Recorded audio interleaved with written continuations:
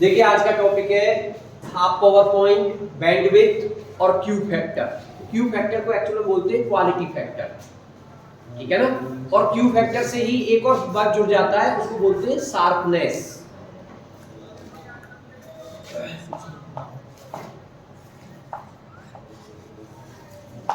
उसको कह सकते हो तीक्ष्णता।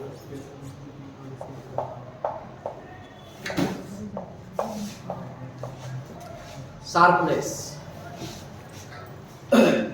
तो इससे जो इस टॉपिक से जो क्वेश्चन बनेगा वो आपका छोटा क्वेश्चन बनने का चांस रहेगा। क्वालिटी फैक्टर पे बन जाए, हाफ पावर पॉइंट पे बन जाए, अर्धशक्ति बिंदु पर बन जाए, ठीक है ना, शार्पनेस पे क्वेश्चन बन जाए, तो इसको समझना बहुत जरूरी है।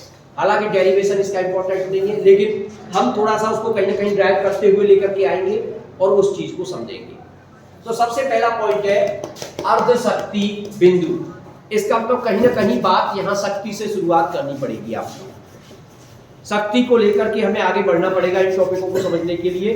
तो शक्ति का जो फॉर्मूला होता था P, जो एवरेज पावर होती है, P इक्वल टू आपका VRMS IRMS into cos phi. अब ये तो आरएमएस वैल्यू हो गई। मान लीजिए हम इसको पीक वैल्यू में कन्वर्ट करें तो आप अच्छी तरह से जानते हैं P equal to VRMS। VRMS को क्या लिख सकते हैं? इसे लिख सकते हैं V नॉट अपॉन रूट 2। ये हो जाएगा I naught upon root 2 into cos y। Root 2 और रूट 2 1/2 हो जाएगा। आपने P इक्वल टू इसको 1/2 लिख दिया, ये V नॉट आ गया। अब आई नोट की बात करें, मान लो हम आई नोट को भी कन्वर्ट करना चाहते हैं, वी नोट के टर्म में लाना चाहते हैं, तो आप अच्छी तरह से जानते हो भाई आई इक्वल टू होता है हमेशा वी अपॉन में आर कह लो उसको। लेकिन आर जब बात आती है तो ये केवल थर्ड चैप्टर की बात है जो डीसी के लिए आप यूज करते थे। यहाँ एसी में ये कुछ भी हो सकता है। और ये पावर का फॉर्मूला आपने एलसीआर सर्किट का लिखा है, तो इसका मतलब ये जेड आएगी फिर यहाँ पर। तो आप इसको लिख सकते हैं आई नोट ले रहे हो तो वी नोट लेना पड़ेगा और आर की जगह पे आ जाएगा जेड। ये करस्पॉन्डिंग वैल्यू होती है। अगर वी को नोट लिया तो आई नोट, वी को आरएमएस लिया तो आई आरएमएस, अगर ये इंस्टेंटेनियस नॉर्मल भी लिया तो ये भी नॉर्मल आपका आई, ठीक है ना। तो करस्पॉन्डिंग वैल्यू ये हुआ करती है। तो आप क्या करोगे भाई, आई नोट की जगह पे लिख दोगे वी नोट अपॉन जेड, सही है। अब बात आई cos फाई की। cos फाई आप जानते हो शक्ति गुणांक कहते हैं, पावर फैक्टर कहते हैं, अपने आप में इंपॉर्टेंट टॉपिक है, एक नंबर का छोटा सा। और उसकी वैल्यू जब हमने निकाली थी तो वो आई थी R upon Z. cos phi की जब वैल्यू की बात की थी तो वो क्या निकल के आई थी, power factor R upon Z. अब इसको थोड़ा सा देखें तो P इक्वल टू कितना हो गया, 1/2 V not square R upon Z square. LCR circuit की बात चल रही है, जेड की वैल्यू आप जानते हो भाई। एलसीआर सर्किट पे जेड जो होता है वो हमारा जेड इक्वल टू होता था रूट के अंदर R square plus omega N minus 1/4 omega C का होल स्क्वायर। ये जेड की वैल्यू होती है एलसीआर सर्किट में। इसका मतलब इस वैल्यू को और लगा लीजिए। चलिए तो आप P equal to 1/2 V not square R upon Z square है, इसका मतलब वो वाला रूट हट जाएगा। तो नॉर्मल आपका फॉर्मूला बन जाएगा R square plus omega N minus 1/4 omega C का होल स्क्वायर। ये हमारा निकल करके आ गया, ये पावर निकल करके आ गई। अब आप यहां से जानना चाहते हो कि भाई पावर मैक्सिमम कब होगी, अधिकतम कब होगी। कोई भी चीज है अधिकतम कब होती है, जैसे मान लो हमारा यही लिखा हुआ है कि I equal to V upon Z. अब मैं कहूं कि I मैक्सिमम कब होगा, तो तुम ये कहोगे कैसा, जो भाग देने वाली चीज है अगर वो मिनिमम हो जाए, वो न्यूनतम हो जाए, तो आंसर मैक्सिमम आ जाएगा, सही है ना। अब हम कह रहे हैं कि पावर अधिकतम कब होगी, तो अधिकतम पावर का मतलब हो गया पावर मैक्सिमम तब होगी जब भाग देने वाली जो चीज है वो क्या हो जाए, कम से कम हो जाए, वो न्यूनतम हो जाए, ठीक है ना। अब इसको न्यूनतम कैसे करोगे भाई, इसमें एक तो आर आ रहा है, एक omega N minus 1/4 omega C का होल स्क्वायर है, इधर आर का होल स्क्वायर है। और ये न्यूनतम कब हो सकता है, आर तो आपका जो भी है वो है ही वैल्यू। अब हो क्या सकता है, मान लो ओमेगा एन बड़ा होगा तो भी ये होल स्क्वायर कुछ ना कुछ सॉल्व होके आएगा। 1/ओमेगा सी बड़ा होगा तब भी माइनस में आएगा, लेकिन होल स्क्वायर होके वो भी प्लस हो जाएगा, तो वो भी आर स्क्वायर में प्लस ही होना है। अगर ओमेगा एन बड़ा होगा तब भी आर स्क्वायर में कुछ ना कुछ प्लस होगा, अगर 1 ओमेगा सी बड़ा होगा तब भी आर स्क्वायर में कुछ ना कुछ प्लस होगा, क्योंकि होल स्क्वायर लगा हुआ है, माइनस होने पर प्लस हो जाएगा स्क्वायर होके। इसका मतलब अगर ये दोनों बराबर हो तो वैल्यू नीचे की न्यूनतम हो जाएगी। बात समझिए कि नहीं? इसका मतलब पावर के अधिकतम होने के लिए नीचे वाले को न्यूनतम करना पड़ेगा, और नीचे वाला न्यूनतम तब होगा जब ओमेगा एन बराबर हो जाए आपका 1 ओमेगा सी। तो आप लिख सकते हो अधिकतम पावर, अधिकतम शक्ति। तो अधिकतम शक्ति के लिए क्या हो गया, ओमेगा एन इक्वल टू हो गया 1 ओमेगा सी। और मान लो उस पावर को आप पी मैक्सिमम कह रहे हो, तो मैक्सिमम पावर फिर कितनी बची, V not square R upon 1/2 कर लो चलो, और अपॉन में आर स्क्वायर। ये बची अधिकतम पावर आपकी, सही है ना? ये अधिकतम पावर आई आपकी। लेकिन वैसे पावर का फॉर्मूला तो यही आया है ना, इसको इक्वेशन फर्स्ट मान लिया आपने, और यहां तो आपने ये दिखाया कि ये अधिकतम पावर है, ये मैक्सिमम पावर है। वास्तव में आप सोच रहे होंगे कि क्यों लेके आ रहे हैं, वास्तव में हमें देखना क्या है, अर्ध शक्ति बिंदु। तो हाफ पावर पॉइंट का मतलब क्या है, वो कहीं ना कहीं मैक्सिमम पावर से रिलेटेड होते हैं। अब मैक्सिमम पावर इसलिए हमें निकालनी पड़ रही है, तो हमने मैक्सिमम पावर निकाली कि ये मैक्सिमम पावर आ गई। अब मैं पावर के फॉर्मूले को मैक्सिमम पावर में कन्वर्ट करना चाहता हूं, तो पावर का फॉर्मूला हमारा ये है, और इसे मैं मैक्सिमम पावर में कन्वर्ट करना चाहता हूं, यानी इसमें इस साइड में कहीं ना कहीं पी मैक्सिमम लिखना चाहता हूं मैं।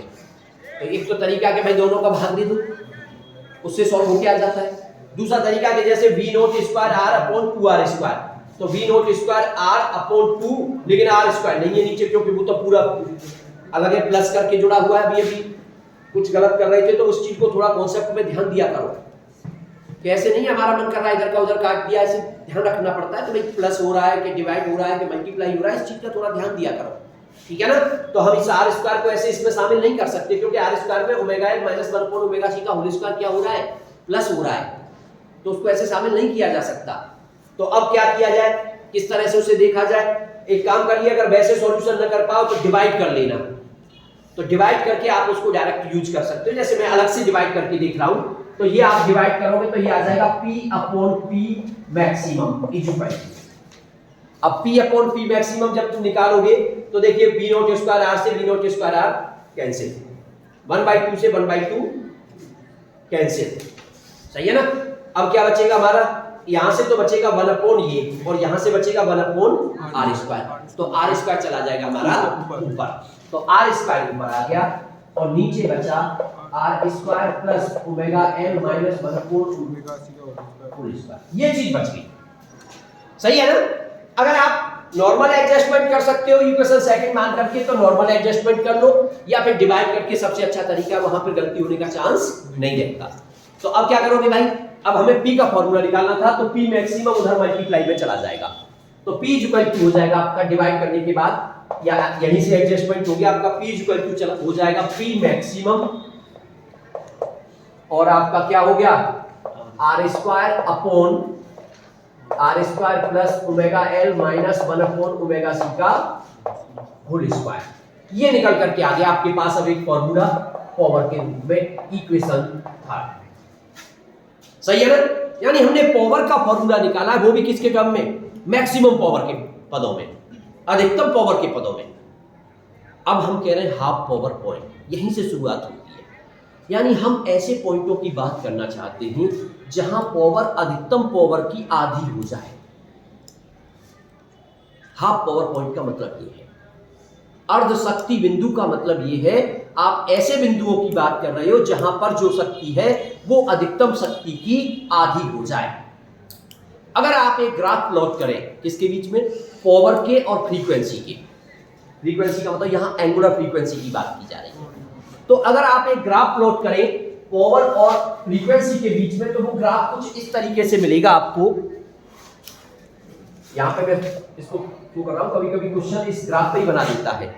अगर आप मान लीजिए इस पे आपने पावर ले ली और इस पर आपने फ्रीक्वेंसी यानी एंगुलर फ्रीक्वेंसी ओमेगा ले लिया, और आप इस पे ग्राफ खींचे, तो वास्तव में जो पावर अधिकतम आएगी वो कब आएगी? जब नीचे वाली चीज न्यूनतम होगी, यानी जब ये वाला आपका न्यूनतम होगा। और ये कब था? ओमेगा एल जब 1 ओमेगा सी के बराबर था, तभी तो पावर अधिकतम आई। इसका मतलब यहां से आप एक फ्रीक्वेंसी निकाल सकते हो ओमेगा की वैल्यू, और वो जानते भी हो आप कितनी निकल के आएगी। अगर आप उस अधिकतम फ्रीक्वेंसी की बात करें जिसे रेजोनेंस फ्रीक्वेंसी कहते हैं, तो ओमेगा की वैल्यू हो जाएगी 1/रूट में एलसी। यहीं से निकल के आ जाएगा सिंपल सा एक लाइन में। आप इम्प्लाई दैट करके यहीं से दिखा सकते हो 1 यहां से omega square is equal to 1/LC, तो ओमेगा की वैल्यू आ जाएगी रूट में एलसी। तो इस फ्रीक्वेंसी पर पावर मैक्सिमम होगी। मान लो ये फ्रीक्वेंसी आपकी इस जगह पे है, और इसके लिए चलो अलग से नाम दे दिया रेजोनेंस के लिए, ओमेगा नॉट मान लिया आपने।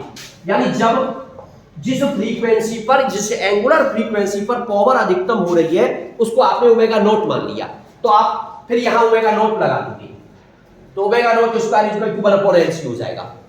सही है ना? इसकी जरूरत पड़ जाए तो हम इसे भी यूज कर लेंगे। और इस पे पावर क्या होगी? अधिकतम। और उसके दोनों साइड में क्या होगा? अगर आप इस साइड में जाओगे तब भी पावर कम, और उस साइड में जाएंगे तब भी पावर कम, क्योंकि दिख रहा है आपको भाई, आप अगर ओमेगा एल बड़ा होगा तब भी वो कम आना है, 1 ओमेगा सी बड़ा होगा तब भी कम आना है। तो सीधी सी बात है, इस फ्रीक्वेंसी पर पावर अधिकतम होगी। आप अगर दिखाना चाहे, जैसे मान लीजिए आपने, मान लो ये पावर को आप मैक्सिमम पावर मान रहे हो, पी मैक्सिमम, तो आप ऐसे करके दिखा सकते हो, और इस पे पावर को अधिकतम दिखा सकते हो। और इसके अलावा पावर आपकी कम होगी, तो ग्राफ कुछ इस तरीके से आ जाएगा आपका। थोड़ा सा पीक थोड़ा अलग बन गया है, तो मैं पीक पे ही ले लेता हूं। फिर ये पीक यहां बन गया है, तो आप उसी चीज पे दिखा सकते हो। ये आपकी फ्रीक्वेंसी ओमेगा नॉट। यानी अगर आप इस पावर के लिए ग्राफ खींचोगे तो ग्राफ इस तरीके का आएगा, एक पर्टिकुलर फ्रीक्वेंसी पे जिसे आप रेजोनेंस फ्रीक्वेंसी कह रहे हो, वहां पावर अधिकतम होगी आपकी। लेकिन हमारा पॉइंट क्या है? हाफ पावर पॉइंट, अर्ध शक्ति बिंदु। यानी हम ऐसे बिंदुओं की बात कर रहे हैं जहां पर शक्ति जो है वो अधिकतम शक्ति की आधी हो जाए। मान लो आपने इस शक्ति को अधिकतम माना है, तो इसकी अधिकतम शक्ति आधी शक्ति, मतलब मान लो यहां पे मान लीजिए आप कि भाई ये वाली शक्ति हमारी आधी है, यानी इस पावर को आप कह रहे हैं P मैक्सिमम बाई 2, ये आधी है। तो इस आधी शक्ति से संबंधित दो पॉइंट आएंगे जो ग्राफ को आपस में इंटरसेक्ट करेंगे, तो एक पॉइंट तो ये आया और एक पॉइंट ये आया। मान लो इस पे फ्रीक्वेंसी को ओमेगा 1 कह रहे हो, और इस पॉइंट से संबंधित फ्रीक्वेंसी को आप ओमेगा 2 कह रहे हो, और तुम्हें दिख भी रहा है कि यहां ओमेगा 2 की वैल्यू बड़ी है और ओमेगा 1 की वैल्यू छोटी है, क्योंकि जैसे जैसे आप इस एक्सिस पे बढ़ते हो तो फ्रीक्वेंसी की वैल्यू बढ़ती है ना। तो इन पॉइंटों को आप कहते हो हाफ पावर पॉइंट, अर्ध शक्ति बिंदु। इन पॉइंटों पर जो शक्ति है वो मैक्सिमम शक्ति की आधी है। बात समझ में आ गई कि नहीं? ये चीज समझना बहुत जरूरी है, इंपॉर्टेंट पॉइंट है ये। अब तो पहली बात तो ये दोनों पॉइंट हमारे अर्ध शक्ति बिंदु हो गए। आप चाहे तो उसको इंडिकेट कर सकते हो ग्राफ में, आपने ऐसे करके और ऐसे करके इनको लिख दिया अर्ध शक्ति बिंदु। तो आपके माइंड में एक, भले ये डेरिवेशन तुम्हारी समझ में ना आए, कोई फर्क नहीं पड़ता, लेकिन आपके माइंड में ये पॉइंट आना चाहिए कि अर्ध शक्ति बिंदु का मतलब क्या था। तो वो अब थोड़ा सा आपके माइंड में एक इमेज बन रहा है कि अर्ध शक्ति बिंदु का मतलब क्या है। ठीक है, अब थोड़ा सा आगे बढ़ते हैं। कभी कभी एक क्वेश्चन बन जाता है कि इन हाफ पावर पॉइंटों पे करंट की वैल्यू क्या होती है। हाफ पावर जो पॉइंट आ रहे हैं यहां पर करंट की वैल्यू क्या होती है, करंट यहां पे कितनी होती है। तो यहां पर जो करंट होती है वो होती है आपकी एक तरह से I नॉट अपॉन रूट, इस वाले पॉइंट पर भी और इस वाले पॉइंट पर भी। ये कई बार क्वेश्चन पूछा गया है आपसे, अर्ध शक्ति बिंदुओं पर विद्युत धारा का मान कितना होता है, प्रत्यावर्ती धारा कितनी होती है, तो आप बता दोगे I नॉट अपॉन रूट। ठीक है, आप उसको निकालना चाहें तो निकाल के लिया जाएगी, कहीं कोई फर्क नहीं है। भाई पावर आप निकालते हो वैसे, तो पावर P इक्वल टू क्या होता है, I स्क्वायर R के रूप में निकालोगे या I स्क्वायर Z के रूप में निकाल के लाओगे आप उसको। मैक्सिमम पावर से डिरेक्ट अगर करोगे उसको तो I स्क्वायर R से निकल करके आ जाएगी। और I की जो वैल्यू होगी तो I की वैल्यू के रूप में, जैसे मान लो आप यहीं से निकाले कि हाफ पावर पॉइंट के रूप में, तो P इक्वल टू एक तरह से हाफ पावर पॉइंट का मतलब मैक्सिमम पावर का क्या हो गई है, तो P equal to P maximum का हाफ। सही है ना? तो पी मैक्सिमम का हाफ। अब पी मैक्सिमम आप निकालोगे, पी मैक्सिमम की वैल्यू निकाल दो, इधर आई स्क्वायर आर, वहां पे जो करंट निकालनी है उसको लिख दो आप। इसको लिख दिया आपने आई स्क्वायर आर इक्वल टू 1/2। अब पी मैक्सिमम कितनी होगी, पी मैक्सिमम की वैल्यू लगा दी आपने, तो पी मैक्सिमम के लिए क्या लिख दिया आपने, आई नॉट स्क्वायर आर लिख दिया। आई नॉट स्क्वायर आर क्योंकि करंट मैक्सिमम कर दी तो पावर मैक्सिमम, आर से आर कट गया आपका, आपको आई की वैल्यू निकालनी है तो आई नॉट अपॉन रूट। तो इस तरीके से आप क्या कर सकते हो, हाफ पावर पॉइंटों पर करंट की वैल्यू भी निकाल सकते हो। लेकिन फिर भी देखिए आपको एक ऐसी चीज बता दूं जिससे आप भूलो ही नहीं उसको, तो आई नॉट अपॉन रूट 2 किसको कहते हैं, IRMS को। आई नॉट अपॉन रूट 2 किसको कहते हो, IRMS को। तो बस इतना याद रख लो कि हाफ पावर पॉइंट पे जो करंट होती है वो IRMS के बराबर होती है। फिर IRMS है उसको तुम पीक वैल्यू में बदल दोगे, फिर तो कोई परेशानी नहीं। IRMS equal to I naught upon root 2। तो एक ये पॉइंट आपको ध्यान रखना है जो कि इंपॉर्टेंट है, ठीक है। तो हाफ पावर पॉइंट वाली बात हमारी समझ में आ गई भाई, अर्ध शक्ति बिंदु क्या है और उन पर विद्युत धारा का मान कितना होता है, इतना हम सीख गए। क्लियर, कोई दिक्कत तो नहीं। अब आगे बढ़ते हैं। अब थोड़ा सा आगे बढ़ के क्या है, देखिए यहीं पे एक वर्ड आता है बैंड विड्थ, दे भी रखा है बैंड चौड़ाई। कि बैंड चौड़ाई किसको कहते हैं, वास्तव में इन शब्द को समझने के लिए ये ग्राफ बनाना जरूरी था और इस टॉपिक को भी समझाना जरूरी था। इस टॉपिक का डेरिवेशन कभी नहीं पूछा जाएगा तुमसे, लेकिन समझना जरूरी है क्योंकि जो बैंड विड्थ होती है वो क्या है, अर्धशक्ति बिंदुओं से संबंधित जो आवृत्ति होती है उनके डिफरेंस को बैंड विड्थ कहती है। अब अर्धशक्ति बिंदुओं से संबंधित आवृत्ति ω1 ω2, that is bandwidth is equal to ω2 minus ω1। ये है आपकी बैंड चौड़ाई। ये अब परिभाषा आ जाए कि भाई बैंड चौड़ाई किसको कह रहे हो, बैंड विड्थ किसको कह रहे हो, तो आप कह दोगे अर्धशक्ति बिंदुओं से संबंधित आवृत्ति के अंतर को, उसके डिफरेंस को बैंड चौड़ाई कहते हैं। ठीक है। देखिए यहां फिर एक चीज और बता दूं मैं, फिर भी कुछ बच्चों को क्या बुक में भी कंफ्यूजन देते हैं, क्वेश्चन में कंफ्यूजन पैदा कर सकते हैं आपके लिए, क्योंकि यहां क्या है, दो तरह की फ्रीक्वेंसी की बात की जाती है। एक कोणीय आवृत्ति होती है, एक नॉर्मल फ्रीक्वेंसी होती है। कोणीय आवृत्ति की बात आप करते हो तो वो ओमेगा है, और नॉर्मल फ्रीक्वेंसी की बात करते हैं तो वो आपका एफ है, और इन दोनों में रिलेशन होता है omega equal to 2 pi F. तो बैंड चौड़ाई आपने परिभाषा ये दे दी कि अर्धशक्ति बिंदुओं से संबंधित आवृत्ति के अंतर को बैंड चौड़ाई कहते हैं। तो अब कुछ बुकों में उसे ω2 माइनस ω1 लिख के दिखा सकते हैं, लेकिन ऐसा भी हो सकता है कि उसको f2 माइनस f1 लिख दिया जाए कि भाई इससे संबंधित फ्रीक्वेंसी f2 और उससे संबंधित फ्रीक्वेंसी f1 है, उसके डिफरेंस को भी, तो उसमें कोई परेशानी नहीं है।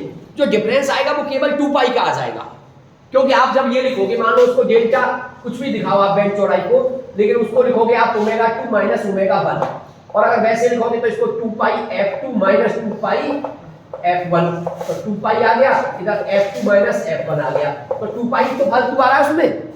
लेकिन एग्जामिनर समझ जाएगा कि बच्चे ने जो निकाला है वो नॉर्मल फ्रीक्वेंसी के टर्म में निकाला है या फिर एंगुलर फ्रीक्वेंसी के टर्म में निकाला है, तो वहां कहीं कोई ऐसी गलत बात नहीं है और उससे क्वेश्चन आपका गलत नहीं होगा।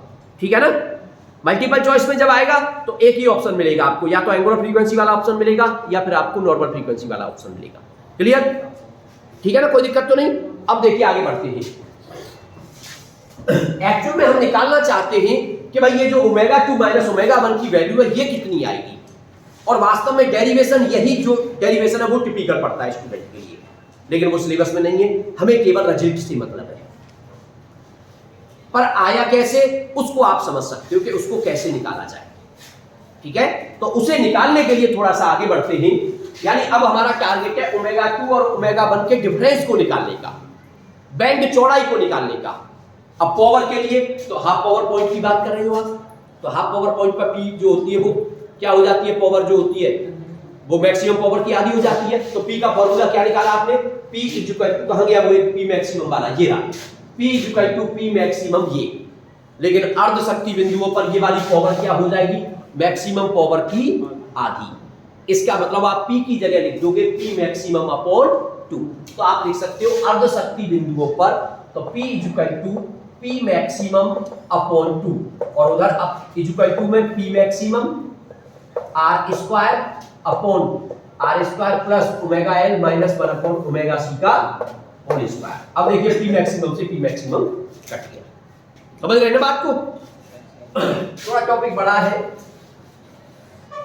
लेकिन उसको स्टेप बाय स्टेप आप आगे बढ़ते रहें और सॉल्व करते रहें, कोई प्रॉब्लम नहीं है। अब क्या होगा भाई, पी मैक्सिमम से पी मैक्सिमम कैंसिल आउट हो गया, मैं क्रॉस मल्टीप्लिकेशन कर रहा हूं इसका, तो ये हो जाएगा 2r स्क्वायर और इधर हो गया आपका R square plus omega L minus 1 upon omega C का whole square is equal to 2r square. एक r स्क्वायर को उधर ले जाओ तो एक r स्क्वायर कैंसिल, एक r स्क्वायर कैंसिल हो जाएगा, तो आप चाहो तो इसको लिख दोगे, फिर बचेगा R square minus omega L minus 1 upon omega C का whole square is equal to 0। ये बच गया आपका R square minus omega L minus 1 upon omega C का whole square is equal to 0। या एक काम और हो सकता था, अभी इसको भी और थोड़ा सा सॉल्व करिए क्योंकि दोनों में स्क्वायर लगा हुआ है ना, तो उसको भी सॉल्व करते हैं। वो क्या हो जाएगा, ये आर स्क्वायर तो उधर, तो ये बचा omega L minus 1 upon omega C का होल स्क्वायर और इज इक्वल टू बचा आर स्क्वायर। स्क्वायर रूट ले लो दोनों तरफ, स्क्वायर रूट लेंगे तो ये आया omega L minus 1 upon omega C is equal to R. लेकिन यहां एक चीज का ध्यान देना है, यहां दो कंडीशन बन सकती है, क्योंकि जब स्क्वायर रूट से आप बाहर निकालते हो तो पॉजिटिव भी आ सकता है नेगेटिव भी आ सकता है, इसलिए पॉसिबिलिटी में आप चाहो तो आप उसमें प्लस माइनस आर लगा लो, एक बार पॉजिटिव साइन लेकर के आगे बढ़ लेंगे और एक बार नेगेटिव साइन लेकर के आगे बढ़ेंगे, ठीक है ना। तो पहले अभी हम पॉजिटिव से कर रहे हैं, बाद में उसको नेगेटिव के लिए समझ जाएंगे कि भाई नेगेटिव में क्या डिफरेंस होने वाला है। तो कुल मिलाकर के आपने एक रिलेशन निकाल दिया। आप कहेंगे कि भाई ऐसा कर क्यों रहे, क्योंकि हमारा टारगेट है ओमेगा 2 माइनस ओमेगा 1 लाने का। अब आपके पास यहां दिख रहा है कि यहां तो कहीं भी ओमेगा 2 और ओमेगा 1 नहीं है, लेकिन अगर एक क्वाड्रेटिक इक्वेशन बन जाए और वो भी ओमेगा में अगर एक क्वाड्रेटिक इक्वेशन बन गया, द्विघात समीकरण बन गया, तो ओमेगा की कितनी वैल्यू आएंगी, 2, और दो वैल्यू में से एक को ओमेगा 1 कहेंगे और दूसरी को, जो बड़ी होगी उसको ओमेगा 2 कहेंगे और जो छोटी होगी उसको ओमेगा 1 कहेंगे, क्योंकि हमें दिख रहा है ओमेगा 2 बड़ी वाली है और ओमेगा 1 छोटी वाली। तो वही टारगेट है हमारा, हम एक क्वाड्रेटिक इक्वेशन बनाने की कोशिश कर रहे हैं, द्विघात समीकरण बनाने की कोशिश कर रहे हैं ओमेगा में, और ओमेगा का द्विघात समीकरण बन जाएगा, वहीं से हम वैल्यू को सॉल्व करके लेकर आने की कोशिश करेंगे, ठीक है। तो आपका ये हो गया साहब। अब प्लस साइन ले रहे हो मान लो आप, तो एक बार को omega L minus 1 upon omega C is equal to हो गया आपका आर, पॉजिटिव साइन ले लिया आपने, ये हो गया आपका। मान लीजिए हम यहां से एल को हटाना चाहते हैं या ओमेगा को यहां से हटाना चाहते हैं, तो ओमेगा को अगर आप यहां से हटाओगे इस जगह से, तो क्या करें, ओमेगा का डिवाइड कर दे पूरे में, और अगर एल को हटाना चाहें तो एल का डिवाइड कर दे। चलिए एल को हटाते हैं पहले, तो एल को अगर आप हटाओगे तो ये होगा ओमेगा माइनस, अब डिवाइड करना पड़ेगा, तो एल तो यहां से तो कट गया, यहां क्या बचा 1 upon omega C into L और is equal to R upon L, ठीक है ना। अब यहां omega minus 1 upon omega C L is equal to R upon L. लेकिन अभी एक रिलेशन निकाला था मैंने थोड़ी देर पहले, आपको ध्यान हो तो, रेजोनेंस फ्रीक्वेंसी के लिए, और रेजोनेंस फ्रीक्वेंसी के लिए आपने लिखा था omega L is equal to 1 upon omega C, लेकिन रेजोनेंस फ्रीक्वेंसी को हम मान के चले ओमेगा नॉट, तो उसको ओमेगा नॉट माना था, और यहां से omega naught square equal to 1 upon L C निकल करके आया था। देखिए ध्यान दीजिए थोड़ा सा, तो ओमेगा नॉट स्क्वायर की वैल्यू क्या आई थी निकल के 1 अपॉन एल सी, और यहां भी हमारा 1 अपॉन एल सी एक तरह से दिख रहा है इतना वाला हमें, तो इस चीज को आप क्या लिख सकते हो, ओमेगा नॉट स्क्वायर लिख सकते हो। तो इसे ओमेगा नॉट स्क्वायर लिखोगे तो omega minus omega naught square upon omega is equal to R upon L, ठीक है ना।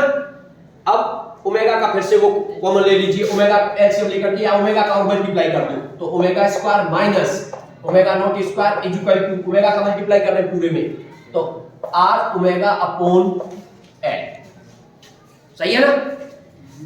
क्वाड्रेटिक इक्वेशन बनाना है तो ओमेगा स्क्वायर इसको जल्दी ले आओ, माइनस के R omega L minus omega naught square is equal to 0। ये क्वाड्रेटिक इक्वेशन आ गया आपका। कब आया है, जब आपने पॉजिटिव साइन लिया है, किसमें, आर में। आर में पॉजिटिव साइन लिया है तो ये वाला टर्म इधर आके माइनस का हो गया है। अगर मैं आर में माइनस का साइन लेता तो यही टर्म आकर के यहां किसका हो जाता, यानी जो दूसरा इक्वेशन बनता वो कुछ इस तरीके से हो जाता, omega square plus R omega upon L minus omega naught square equal to 0। यही तो दो इक्वेशन हमारे पास आते। अब देखिए ध्यान दीजिए जरा, अब मैं इससे बात करता हूं। ये आपका क्वाड्रेटिक इक्वेशन बन गया किसके टर्म में? ओमेगा के टर्म में। अब आप कंपैरिजन कर दो इसका ax² + bx c equal to 0 और कंपैरिजन करोगे आप। कंपैरिजन करने के बाद जो फॉर्मूला निकालते थे श्रीधराचार्य वाला लगा करके, x की वैल्यू जो निकालते थे श्रीधराचार्य लगा करके, तो वहां से यहां जो वैल्यू आएगी वो x की ना करके ओमेगा की वैल्यू आएगी। तो यहां से जो ओमेगा आएगा वो ओमेगा इक्वल टू, ध्यान दीजिए, ओमेगा इक्वल टू फॉर्मूला होता था वहां माइनस, थोड़ा लिख देता हूं मैं, और ये था ax² + bx + c equal to 0। तो x की वैल्यू होती थी माइनस के b plus minus b square minus 4ac upon 2। ये होता था फॉर्मूला आपका, सही है ना? तो अब आप यहां से ओमेगा निकालोगे तो ओमेगा इक्वल टू तो माइनस b। अब b की जगह देखो ओमेगा के साथ जो भी है ना वो b है, x के साथ b होता है तो यहां ओमेगा के साथ जो है वो b है, तो b की जगह पे माइनस का r अपॉन l और माइनस b कह रहे हैं तो प्लस, तो ये हो गया आपका r अपॉन l। फिर प्लस माइनस रूट के अंदर b² और b की जगह पे तो माइनस ही है तो स्क्वायर करेंगे तो माइनस तो हट गया, तो ये हो गया r² अपॉन माइनस 4ac। तो 4 तो अपनी जगह 4 है, a ओमेगा स्क्वायर के साथ जो मल्टीप्लाई होता है वो a होगा, वो भले कोई बात नहीं है। c की जगह पे ओमेगा नॉट स्क्वायर, सही है ना? और वो भी किसका है? माइनस का, तो माइनस 4ac तो माइनस माइनस क्या हो गया? प्लस, तो 4 ओमेगा नॉट स्क्वायर। ये चीज आई, और अपोन में क्या होता है? 2a, 2 और a की वैल्यू बने अपोन में। इसको थोड़ा सा और सही तरीके से आप लिखोगे तो ये थोड़ा ऐसे लिख सकते हो आप इसको r/2l, अब अलग अलग कर रहा हूं, प्लस माइनस, और ये 1/2 कर दो इसको, 1/2 रूट के अंदर r² upon l² plus 4 omega naught square. ये वैल्यू निकल के आ गई किसकी? 1 ओमेगा। किसकी वैल्यू आ गई? 1 ओमेगा की वैल्यू आ गई। और मान लो मैंने इसको ओमेगा 2 मान लिया है, ठीक है ना? ये ओमेगा 2 मान लिया आपने। अब एक वैल्यू आप वहां से निकाल सकते हो, एक वैल्यू आप उस जगह से निकाल सकते हो, क्योंकि दो समीकरण आपने बनाए थे r को पॉजिटिव और नेगेटिवली करके, ठीक है ना? हालांकि यहां से अभी दो वैल्यू बन सकती है प्लस माइनस करके, लेकिन हम अगर यहीं से प्लस माइनस करके करेंगे तो वो कट जाएंगी आपस में, वैल्यू तो फिर हमारी 4 हो जाएंगी, लेकिन 4 में से हमारे जो काम किए वो 2 वैल्यू चाहिए हमें, सही है ना? उसमें जो बड़ी होगी उसको ओमेगा 2 मानेंगे, जो छोटी होगी उसको ओमेगा 1 मानेंगे। तो यहां से हमने मान लो एक वैल्यू ये ले ली। अब इस वाले से सॉल्व करोगे आप, दोनों में डिफरेंस क्या रहेगा ये थोड़ा ध्यान दीजिए। जब आप इस क्वेश्चन इससे सॉल्व करोगे और ओमेगा की वैल्यू निकालोगे, उसमें और इसमें क्या अंतर है? यहां पे माइनस आ रहा है, लेकिन वहां उस जगह पे माइनस नहीं है, उस जगह पे प्लस है। इसका मतलब ये हुआ जो माइनस बी लेते थे तो माइनस माइनस यहां प्लस बी हो गया, लेकिन वहां पर वो माइनस बी रहेगा। तो माइनस बी रहने का मतलब ये वैल्यू जो आ जाएगी वो आ जाएगी माइनस के r/2l प्लस माइनस और रूट के अंदर r² अपॉन l² 1/2 और होगा, 1/2 यहां भी है, और प्लस के 4 ओमेगा नॉट स्क्वायर। ये वैल्यू आ जाएगी आपकी, समझ गए ना बात को? ठीक है ना? अब देखिए, अब अगर आप ये कहो कि सर इसमें प्लस माइनस अलग अलग ले लो, कोई बात नहीं, ले लीजिए, तो इसकी 2 वैल्यू हो जाएगी। उसमें प्लस माइनस अलग अलग ले लो, उसकी भी 2 वैल्यू हो जाएगी। लेकिन हमें जो मेन काम आना है वो क्या है? इनमें से जो बड़ी वैल्यू हो उसको आप ले लो ओमेगा 2 और जो छोटी वैल्यू हो उसको ले लो ओमेगा 1। अब बड़ी वैल्यू किसको कहोगे? इसमें यहां ये प्लस है और मान लो ये भी प्लस में आ जाए, इसमें क्या होगा? पहले वाला माइनस है और दूसरे वाला मान लो प्लस में आ जाए, तो बड़ा तो यही माना जाएगा। इसका मतलब इसको तो मान लो ओमेगा 2, ये ओमेगा 2 हो गया, और इसको मान लो ओमेगा 1। अब क्या निकालना है आपको? आपका टारगेट है ओमेगा 2 माइनस ओमेगा 1 करने का। और जब आप ओमेगा 2 माइनस ओमेगा 1 करके क्वेश्चन को सॉल्व करोगे तो देखिए क्या सिचुएशन बनने वाली है।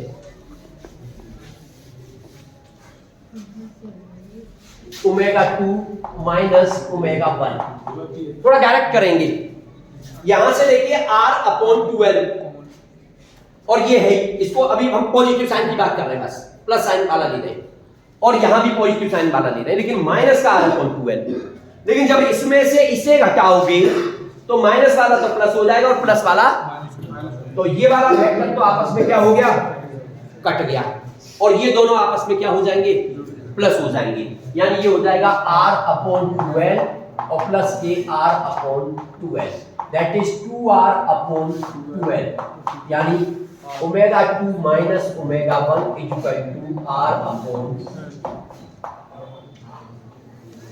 वास्तव में हमें इस रिजल्ट को याद रखना है, डेरिवेशन आपको याद रहे न रहे, क्योंकि डेरिवेशन सिलेबस में नहीं है, लेकिन आपको ये याद रखना है कि ω2 माइनस ω1 जो सॉल्व होके आता है, ये बहुत इंपॉर्टेंट पॉइंट है।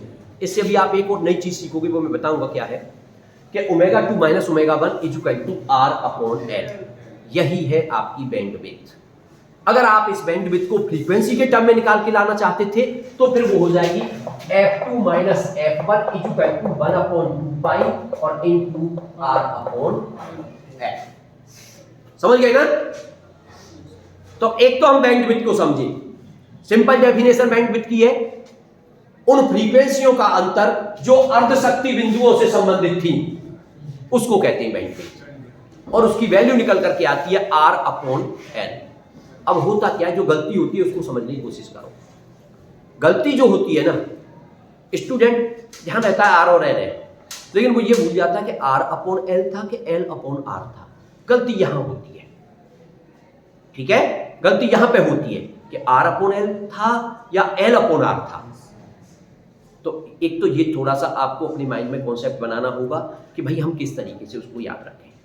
मैं आपको एक तरीका बताऊंगा, उसका क्या, वो तरीका भी आपको ध्यान रखना है। दूसरी एक और बात जो एक इंपॉर्टेंट पूछा जाता है, पॉइंट पूछा जाता है कंपटीशन में अक्सर, कि भाई l/r की विमा बताइए।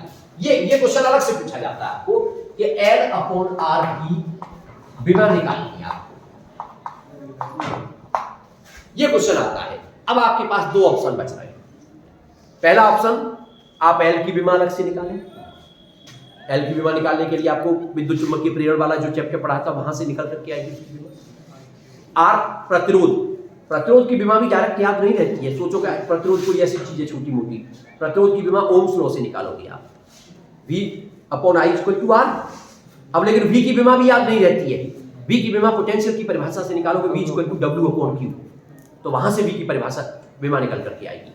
तो दो तरीके तो तुम्हारे पास ये थे कि भाई एक तो आप वहां से निकालो L की अलग, R की अलग, और L/R लिख करके यानी डिवाइड करके उसको सॉल्व करके निकालो।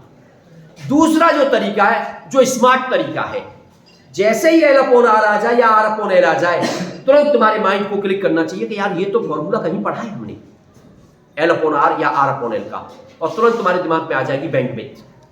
कि बैंडविड्थ क्या चीज थी? बैंडविड्थ यानी ω2 माइनस ω1 इक्वल टू r/l, और ये तो फ्रीक्वेंसी थी भाई, आप इसको डेल्टा ओमेगा कह सकते हो, नो प्रॉब्लम, क्योंकि फ्रीक्वेंसी की यूनिट तो वही होगी ना, ω2 माइनस ω1 की जो ओमेगा की होती है। या फिर फ्रीक्वेंसी के टर्म में आ जाओ, यहां पे आ जाओ, 2π का तो कोई रोल नहीं है डायमेंशन में, इसका मतलब फ्रीक्वेंसी की जो डायमेंशन होगी वही तो डायमेंशन r/l की हो गई। और टाइम पीरियड क्या होता है फ्रीक्वेंसी का? उल्टा। इसका मतलब L/R की डायमेंशन क्या हो जाएगी? टाइम पीरियड की डायमेंशन के बराबर, यानी L/R की जो विमा हो गई वो टाइम की विमा के बराबर हो गई, वो T हो गया आपका। बात समझ में आ गई कि नहीं?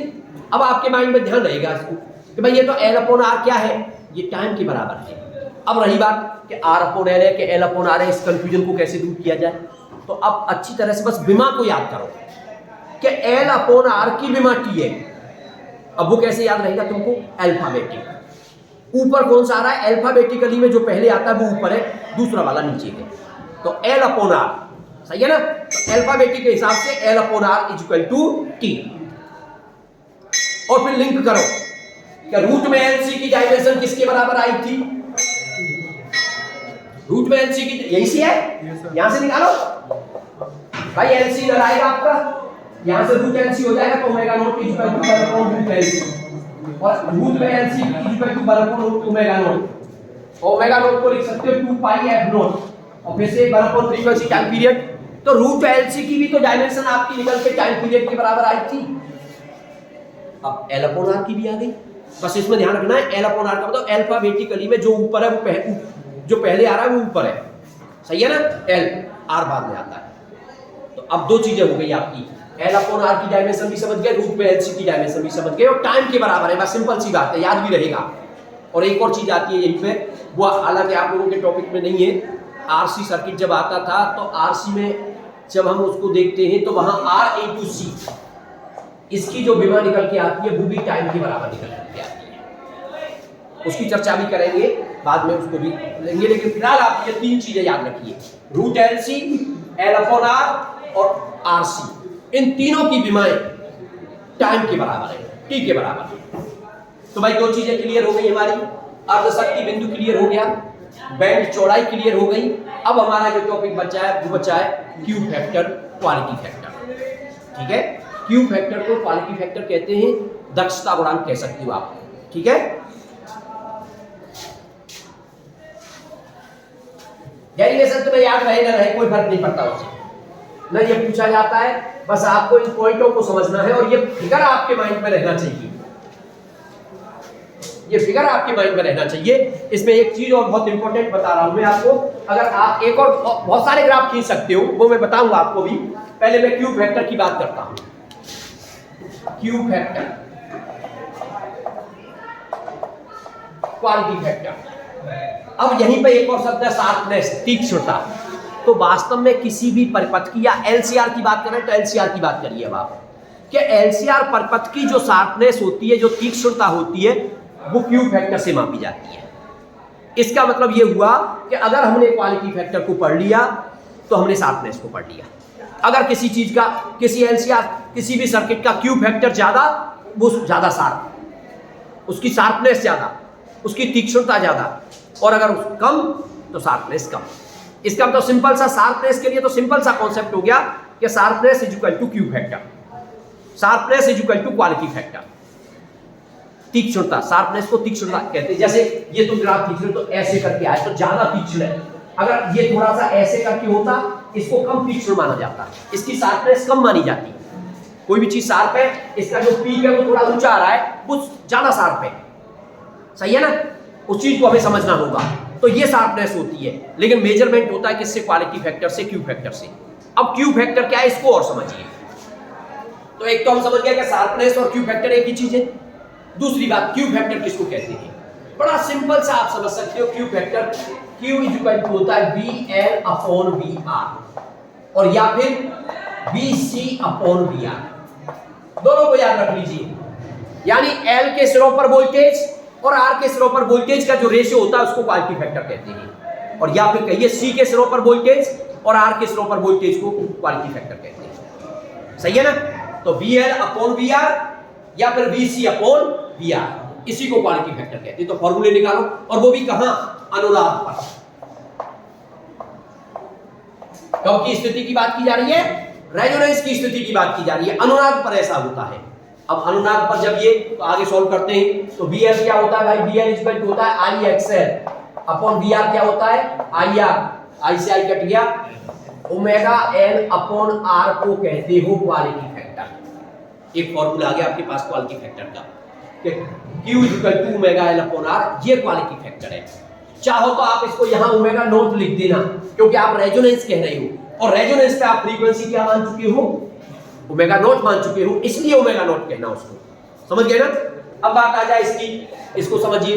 तो यहां क्या लिखोगे, B C I X C upon I R, I से आई कैंसिल, एक्स सी की value 1 upon omega C upon R, इसको भी ओमेगा नॉट कर लो, और इक्वल टू हो गया 1 upon omega naught C R. ये और एक और फॉर्मूला आ गया आपको, कैसा, ये दो कैसे हो गए, ये दोनों बराबर है आपस में, आप चाहो तो प्रूव करके देख सकते हो, क्योंकि क्वालिटी फैक्टर तो एक ही है भाई, ये दोनों एक ही चीज है। आप इसको सॉल्व करोगे तो एक ही आ जाएगा, अंतर नहीं रहेगा इसमें। कैसे आएगा उसको भी समझ लीजिए, चलिए, और वहां से भी एक नया फॉर्मूला बनाने की कोशिश करते हैं। देखिए, मान लो ओमेगा नॉट की वैल्यू मैं निकालूं, तो ओमेगा नॉट की वैल्यू होती है रेजोनेंस पे 1 अपॉन रूट में एलसी के बराबर, सही है। तो दोनों में लगा देता हूं, किसी में भी लगा लूं, मान लो इस पे लगाना चाहते हैं अभी हम, तो क्यू फैक्टर का एक और फॉर्मूला आपका आ गया, omega naught L upon R, और इनटू क्या है, ओमेगा नॉट, और ओमेगा नॉट की वैल्यू क्या है, 1 अपॉन रूट में LC। तो Q इक्वल टू हो गया 1/r और एक L से ये रूट L बार कट जाएगा तो रूट के अंदर L/C, ये एक नया फॉर्मूला आ गया भाई। Q equal to 1/r root के अंदर L/C, ये क्वालिटी फैक्टर का एक और फॉर्मूला आ गया। आपके पास तीन फॉर्मूले हो गए, एक ये एक ये एक ये। लेकिन इससे और सॉल्व करके देख लो, 1/ओमेगा नॉट की जगह क्या लगाओगे 1/√LC।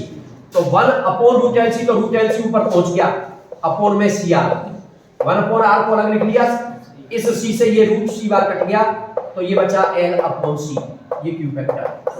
ये और ये तो दोनों सेम है, इसका मतलब ये दोनों आपस में क्या है फिर सेम है। बात समझ आ गई? तो क्वालिटी फैक्टर की जो बेसिक डेफिनेशन है, एक तो रेजोनेंस से समझोगे कि किसी भी LCR सर्किट की जो तीक्ष्णता होती है वो क्वालिटी फैक्टर से नापी जाती है। दूसरी बात, अगर मैथमेटिकल डेफिनेशन की बात करें तो L के सिरों पर विभवांतर और R के सिरों पर विभवांतर को क्वालिटी फैक्टर कहते हैं, या C के सिरों पर विभवांतर और R के सिरों पर विभवांतर को क्वालिटी फैक्टर कहते हैं। लेकिन एक शब्द लगा देना अनुनाद पर, एट रेजोनेंस, और फिर ये फॉर्मूले आपको दिख जाएंगे और फिर इस फॉर्मूले को ले आओगे और इससे एक बहुत इंपॉर्टेंट रिजल्ट निकल करके आता है। वो रिजल्ट क्या है उसको समझने की कोशिश करिए कि quality factor is proportional to 1/r। मतलब अगर किसी परिपथ का प्रतिरोध ज्यादा है तो क्वालिटी फैक्टर कम होगा। देखो रेसिप्रोकल है, प्रतिरोध ज्यादा है तो कम होगा क्वालिटी फैक्टर। अब जैसे एक क्वेश्चन आता है एग्जाम में कई बार पूछा, कंपटीशन में कई बार पूछा, मैं उस क्वेश्चन को आपके सामने लिखता हूं।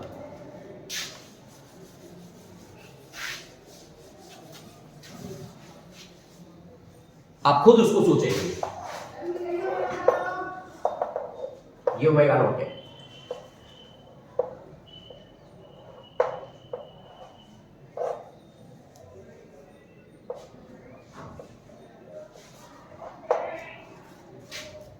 इस पे लिखा है R1 R2 R3। अब ऑप्शन में बस ऑप्शन क्या है बताएं, ऑप्शन कुछ इस तरीके से लिखे रखते हैं कि R1 is greater than R2 is greater than R3, पहला ऑप्शन मान लो। दूसरा R1 is less than R2 is less than R3। तीसरा और कुछ बना दिया ऐसे। तो तुम्हें पहचान करनी है कि R1, मेन पहचान क्या करनी है इस ग्राफ को देख करके कि R1 R2 R3 में से बड़ा कौन सा है छोटा कौन सा, ये पहचान करनी है आपको बस। अब ये पहचान कैसे होगी उसको समझिए। आप अच्छी तरह जानते हो किसी भी परिपथ की जो तीक्ष्णता होती है वो क्वालिटी फैक्टर का मेजरमेंट है। इसमें साथ में सबसे ज्यादा इसकी, इस ग्राफ की, इसका मतलब इसका क्वालिटी फैक्टर सबसे बड़ा है। और क्वालिटी फैक्टर जो होता है वो प्रतिरोध के रेसिप्रोकल होता है। इसका मतलब जिसका क्वालिटी फैक्टर बड़ा उसका प्रतिरोध सबसे कम, इसका मतलब R3 सबसे छोटा और इसकी तीक्ष्णता सबसे कम है, ये सबसे बड़ा। तो ऑप्शन कौन सा सही हो गया, पहली बार ऑप्शन आपका सही हो गया। जैसे ये ग्राफ बना, मान लो ये 100 ओम पर है और ये 10 ओम पर है, तो अपने आप दिख रहा है ये बड़ा है और वो छोटा है। बात समझ में आ गई ना? तो इस तरीके के कई बार क्वेश्चन पूछे गए हैं, तो आप थोड़ा सा ध्यान रखिए, इसको समझिए। तो तीनों चीजें क्लियर हो गई हमारी, अर्धशक्ति बिंदु क्लियर हो गया, बैंड चौड़ाई क्लियर हो गया और क्वालिटी फैक्टर यानी तीक्ष्णता कह दो उसको, ये तीनों पॉइंट क्लियर हो गया। ठीक है।